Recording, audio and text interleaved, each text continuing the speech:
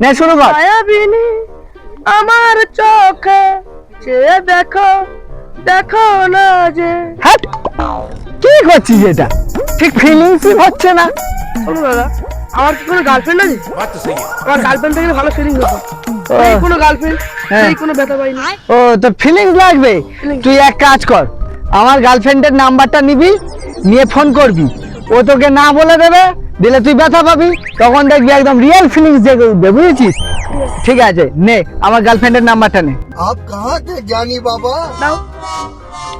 983193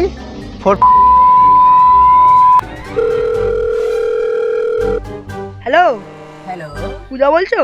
हाँ আমি সোনাইয়ের বন্ধু বুম্বা বলছি। योर क्वेश्चन তুমি এখন কি ফ্রি আছো? क्या हुई একটা কথা বলার ইচ্ছে ছিল অনেকদিন ধরে, বলতে পারিনি। বলছি যে তোমাকে আমার অনেকদিন ধরে আমার ভালো লাগে। তোমার খুব ভালো লাগে, তোমার খুব ভালোবাসি আমি।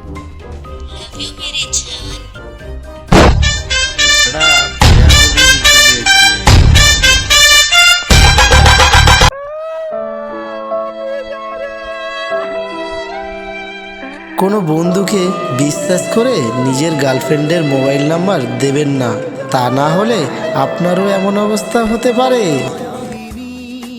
আমার চোখে চেয়ে দেখো, দেখো নাচে ভাঙা মনে আমারও আছে কত আশা।